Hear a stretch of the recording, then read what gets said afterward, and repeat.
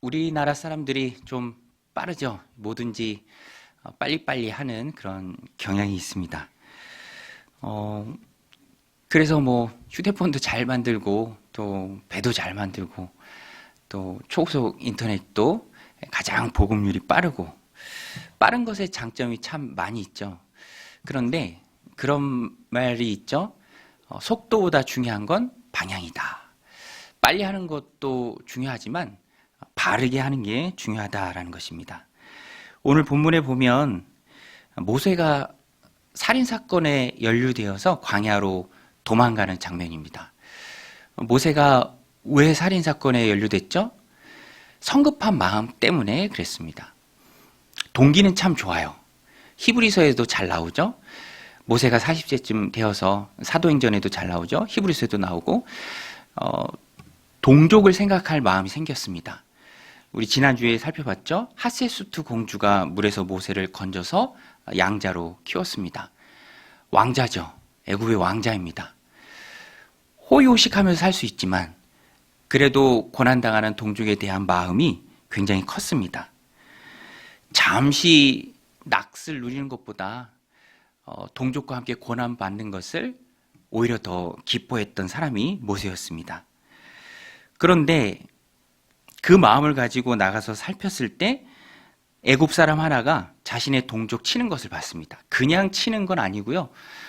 노역에 끌려간 히브리 사람이 그 노역을 감독하는 그 감독관에 의해서 이런 매를 맞는 일이 있었던 것 같아요. 그때 모세가 주위를 살피고 사람이 없는 것을 보고요. 애굽 사람을 죽이게 됩니다. 그런데 이것이 바로 모세의 성급한 마음이죠. 동기는 순수하고 참 좋아요. 하나님의 백성을 생각하는 동족을 애타게 사랑하는 그 마음의 동기는 참 좋습니다. 그러나 방법이 잘못됐죠. 하나님 앞에 기도하며 묻거나 또 때를 구하기보다는 하나님께 맡기기보다는 성급하게 자기가 먼저 나섰습니다. 앞서갔습니다. 아직 하나님의 때가 되지 않았는데 모세가 앞서간 것이죠. 그런 모습을 오늘 본문에서도 잘 볼 수 있습니다. 우리 14절에 보면 히브리 사람들도 모세를 지도자로 인정하지 않아요. 그렇게 사람을 죽이고 모래에 숨기고 또 다음날 갔을 때 히브리인들끼리 싸우는 것을 보면서 모세가 왜 동족끼리 이렇게 싸우냐 했을 때 14절에 말하죠. 우리 14절 같이 한번 읽겠습니다. 우리 성경책 보고 같이 읽게요. 시작. 그가 이르되 누가 너를 우리를 다스리는 자와 재판관으로 삼았느냐? 내가 애굽 사람을 죽인 것처럼 나도 죽이려느냐? 모세가 두려워하여 이르되 일이 탈로 되었도다. 이렇게 성급하게 사람을 죽였던 모세, 그가 두려워합니다. 지금 히브리 백성들도 애굽에 익숙해 있기 때문에 모세를 지도자로 인정하지 않아요. 누가 너를 우리의 지도자로 세웠느냐, 재판관으로 세웠느냐라고 오히려 그의 말을 듣지 않죠. 그리고 어제 애굽 사람 죽인 것처럼 우리를 죽이려느냐. 모세는 몰래 했지만 그 소문이 벌써 퍼진 것입니다. 그리고 모세가 했던 이 일이 바로에게 전해져요. 바로는 당시에 파라오는 투투모스 3세입니다. 모세가 하셉수토 공주의 양자였죠. 그러니까 모세와는 정적 사이예요. 아주 불편한 관계입니다. 파라오에게 있어서도 아주 강력한 이 공주인 하셉수토의 양자인 모세가 부담이 되죠. 자신의 정권을 더 권력을 굳세게 하기 위해서 눈의 가시 같은 모세를 제거할 빌미를 모세가 주는 거죠. 그래서 뭐 애굽의 왕자인데 사람 한 명 죽인 게 그렇게 이렇게 도망할 일인가? 그런데 이 이면에는 정적인 파라오에게 모세가 죽게 될 그런 빌미를 제공했다는 것입니다. 그래서 시내 광야와 애굽 사이에 있는 미디안 지역으로 모세가 도망을 가죠. 도망을 가서 모세는 목동으로서 광야에서 양을 칩니다. 40세쯤 이런 일이 있었고요. 80세쯤 다시 하나님의 부름을 받으니까 40년 동안 모세가 광야 생활을 한 것이죠. 오늘 이 말씀의 내용을 통해서 우리가 깨닫는 게 그것입니다. 자신의 힘을 의지해서 조급하게 나가지 말고 하나님의 때를 기다리는 것. 내가 할 수 있다고 해서 또 내게 의욕이 넘친다고 해서 성급하게 혈기로 나갔을 때, 폭력적으로 과격하게 나갔을 때 이런 결과가 모세에게 주어집니다. 여러분, 조급해야 한다는 것은요, 마음의 시간이, 기다리는 내 마음의 시간이 내 때에 맞춰져 있는 거예요. 내 생각에 맞춰져 있는 겁니다.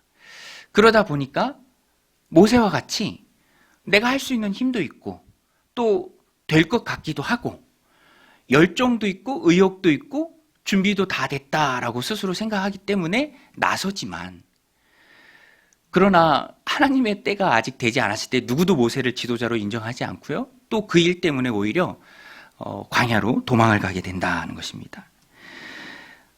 어떤 때에 있어서 내가 정한 시간이 항상 옳다고 말할 수는 없습니다. 온 세상 역사를 주관하시는 분은 하나님이시죠. 그 하나님이 세상 역사를 이끌어 가십니다. 시작하신 분도 하나님이시고 마지막에 마치실 분도 하나님이시죠. 하나님의 시간표가 있어요. 그 하나님의 다스리심을, 통치하심을, 하나님이 하나님의 시간표대로 이끌고 가심을 우리는 늘 기억을 해야 합니다. 특별히 모세와 같이 이런 어려움에 빠지지 않기 위해서는 우리가 하나님의 때를 기다려야 하는데, 언제 기다려야 할까? 모세의 경우를 통해서 우리가 잘 알 수 있죠? 할 수 있을 것 같은 그때, 내가 할 수 있을 것 같을 때, 내가 충분히 준비됐다라고 생각할 그때, 자신감이 충만할 때, 의욕이 앞설 때, 그때가 어떤 면에서는 성급한 때죠. 모세가 그랬습니다. 애굽의 왕자로 자라면서 동족을 생각할 마음이 들고 그 마음이 하나님 앞에서 합당하고 마침 고통받고 있는 동족을 보게 되고, 근데 그때가 자기가 생각한 때이지 아직 하나님이 부르신 때는 아니죠.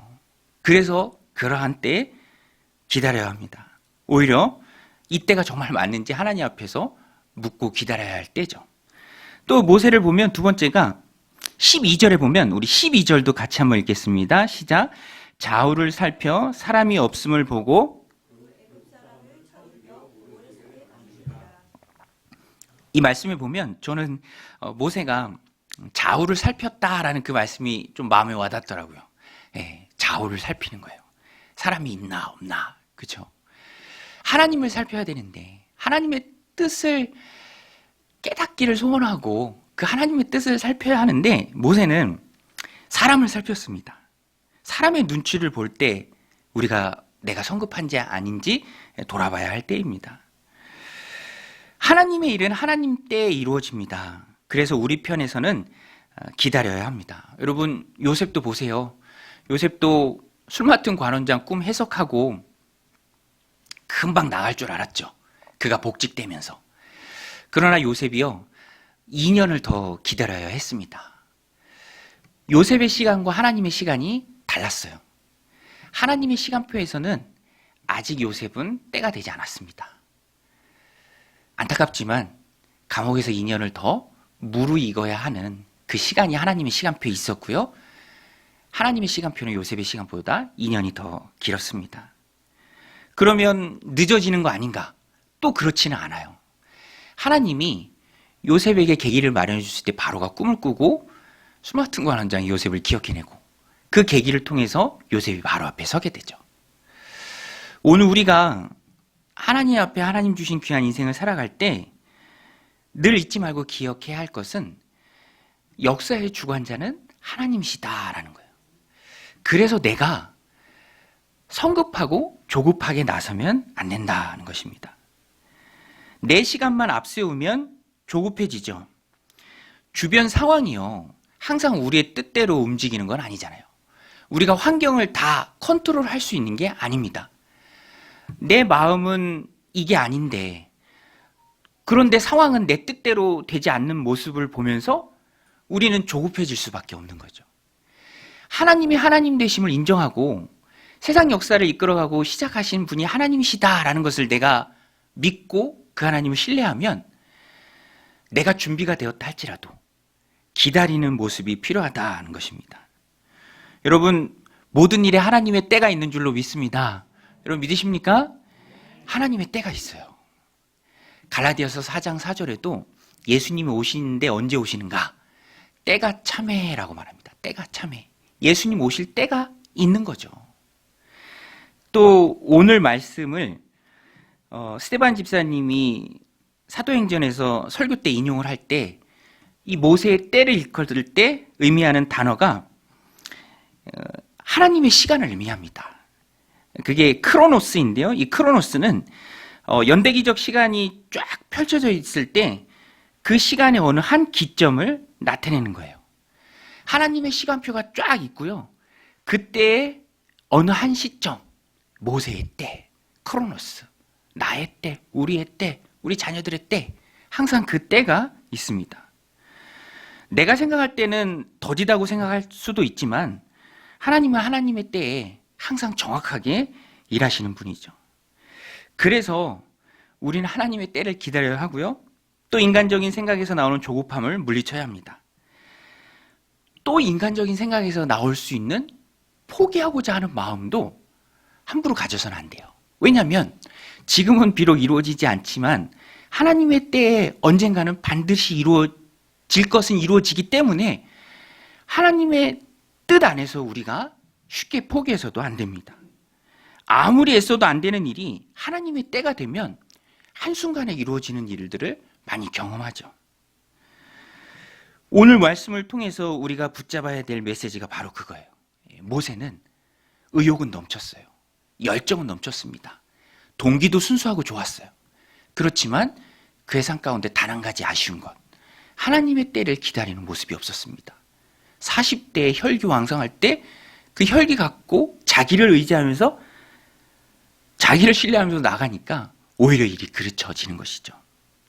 그래서 하나님께서는 모세를 40년간 광야 훈련을 시키십니다. 광야 훈련. 어떤 면에서 모세는 40세가 아니라 80세가 하나님의 때이기 때문에 모세 인생 가운데 하나님의 광야 훈련이 작정되어 있었습니다. 그래서 스데반 집사님도 이 모세를 또 설교 중에 인용할 때 40년이 참회라고 표현합니다. 40년이 참회. 모세의 광야 생활이 맞춰지는 때죠. 여러분 너무 신기하지 않나요?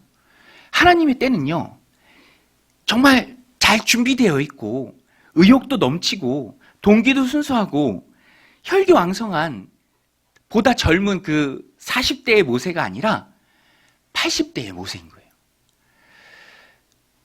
그런데 분명하죠.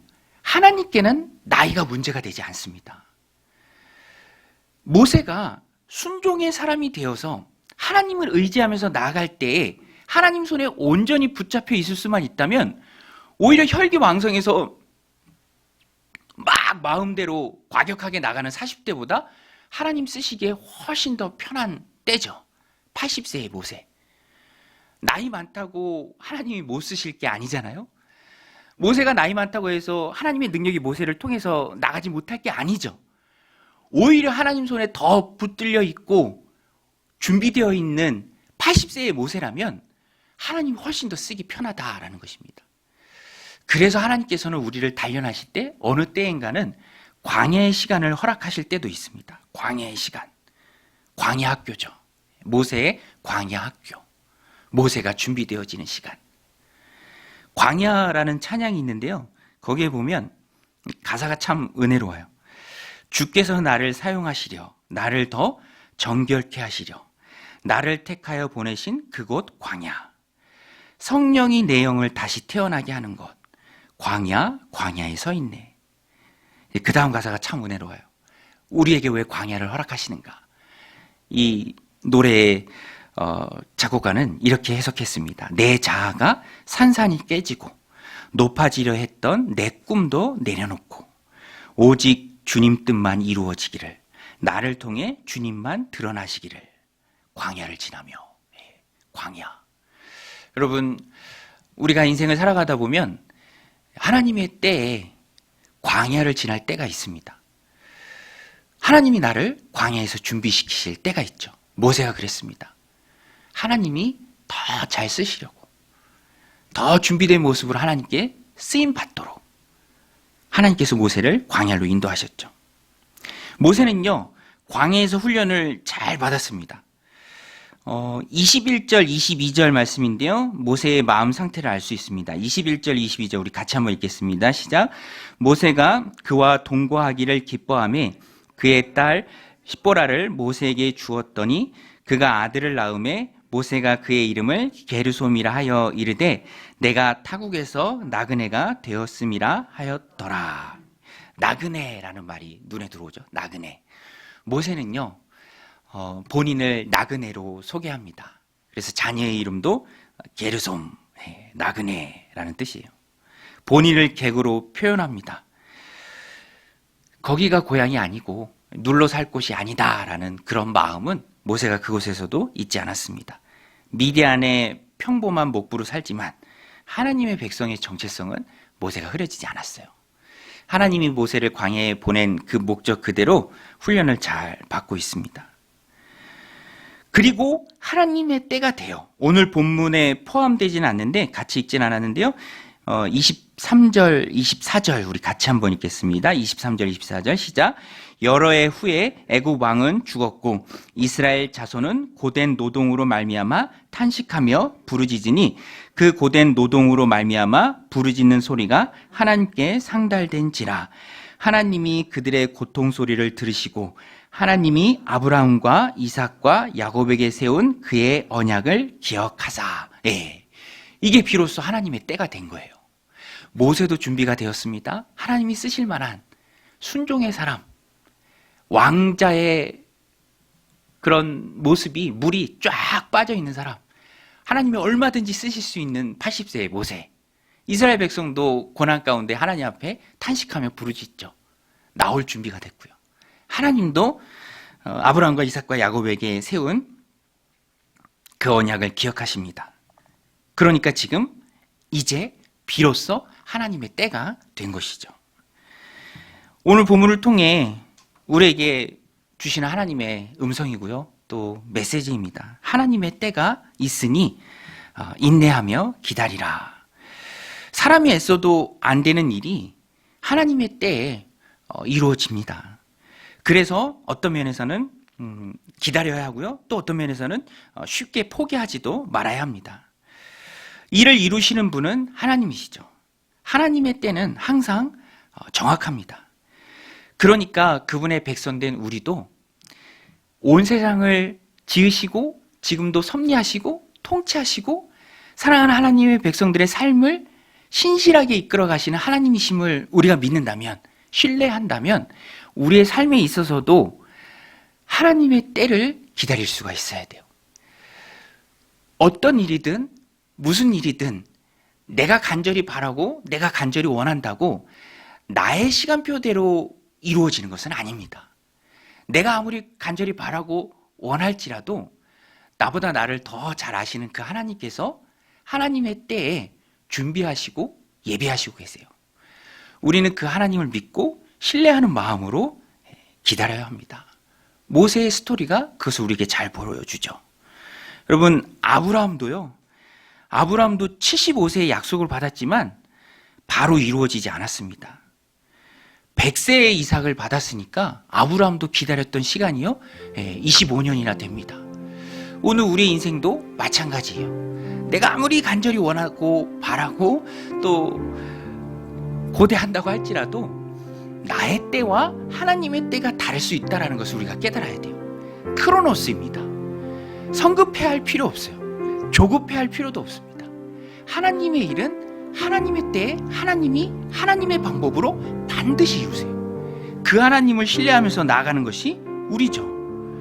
여러분, 성령 강림하실 때도요 120명의 제자들이 주님의 약속을 붙들고 기다리며 기도하고 예배하기만 했어요. 언제 성령이 임한다라고 구체적인 시간을 주님이 말씀하지는 않으셨습니다. 그러나 성령을 부어주시는 약속 하나 굳게 믿고 예배하며 기도했을 때 열흘 만에 받았죠. 오늘 우리도 그렇습니다. 하나님 주신 귀한 삶을 살아갈 때 하나님의 때를 바라보는 게 중요해요. 내가 성급하고 내가 조급해하지 않고 내가 서두르지 않고 느긋하게. 여러분, 믿음이요, 지난주 설교에도 말씀드렸죠. 인내입니다. 인내. 보이지 않는 것들의 실상이 믿음이고 바라는 것들의 실상이 믿음이고 보이지 않는 것들의 증거가 믿음이잖아요. 기다리는 것입니다. 이루어지진 않았지만 이루어질 것으로 믿고 기다리는 것이죠. 여러분, 기다리는 일이 있습니까? 하나님의 약속이 분명하다면 하나님의 때에 하나님의 방법으로 어떤 계기를 만들어 주실 거예요.